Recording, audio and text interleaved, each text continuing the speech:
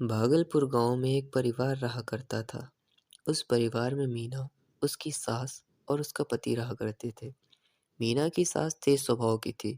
वह अक्सर मीना को गुस्सा किया करती, पर बेचारी मीना चुपचाप उसकी सारी बातें सुनती और कोई जवाब न देती। मीना बिन माँ की बेटी थी। माँ का साया बचपन में ही उसके सर से हट गया था, इसलिए वह पूरे तन मन से अपनी सास की सेवा किया करती। मीना की सास किसी को भी बाजार नहीं जाने देती। वह खुद ही सारा सामान लाया करती। एक दिन मीना का बाजार जाने का मन था।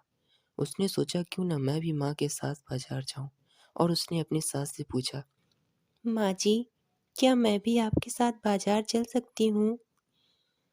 इस पर उसकी सास ने कहा, क्यों, तुझे क्या लेना है? शर्म तो आई नहीं होगी पूछने में। अपनी सास के साथ बाजार जाएगी? एक तो पहले भी तू पूरे मोहल्ले में मेरी नाक कटा चुकी है।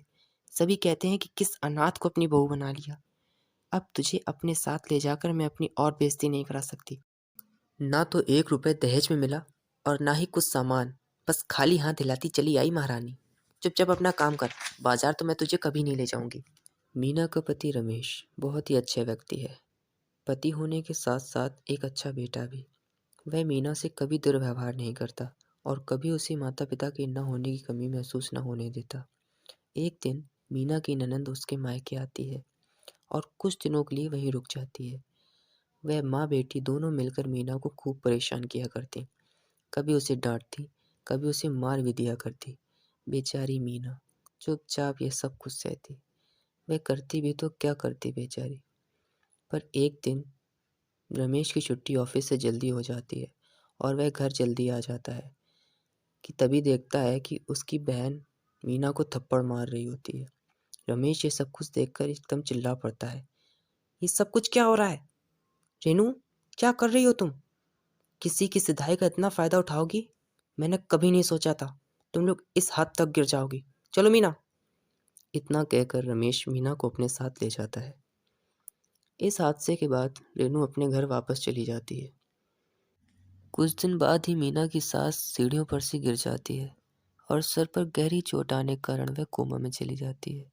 अब वह बिस्तर पर ही लेटी रहती और कोई भी गतिविधि नहीं करती। अपनी सास की हालत देखकर मीना से रहा नहीं गया और वह रमेश से यह कहकर रोने लगी, माँ, तुम जल्दी सही हो जाओ माँ। मुझे कौन डांटेगा माँ? मुझे कौन मीना बुलाएगा माँ? कहकर रमेश मीना को अपने साथ ले जाता है।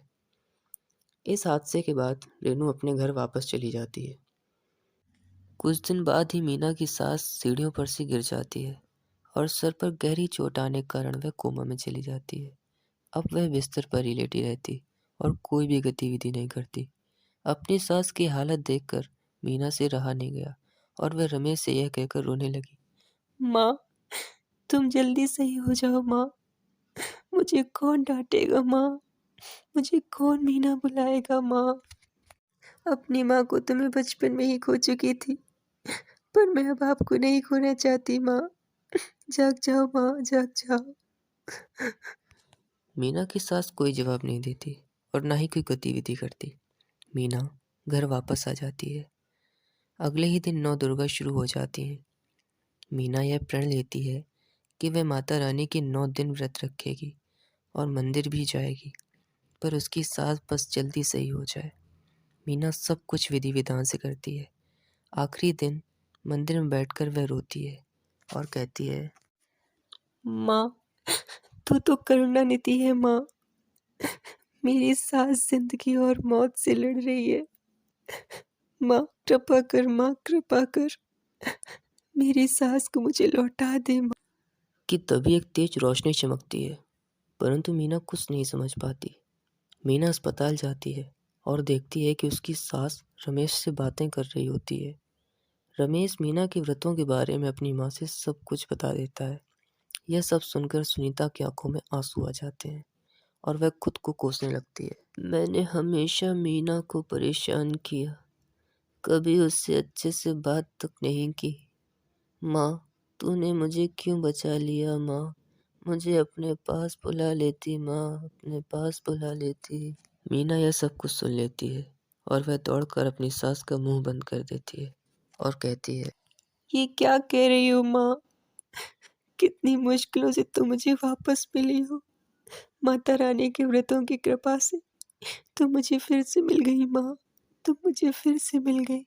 अब मैं तुम्हें कहीं नहीं जाने दूंगी माँ। मैं तुम्हें माता रानी की दया से कुछ दिनों बाद ही उसकी सास की अस्पताल से छुट्टी हो जाती है और उसकी सास पहले जैसी हो जाती है। पर वह अब उसे गुस्सा नहीं करती। मीना को अपनी बेटी की तरह रखती और उससे खूब प्यार करती। अब वह उसे अपने साथ बाजार भी ले जाया करती और अपनी बेटी से भी बढ़कर मानने लगी। अब वह तीनों बहुत खुश रहने लगे और खुशी खुशी जीवन व्यतीत करने लगे।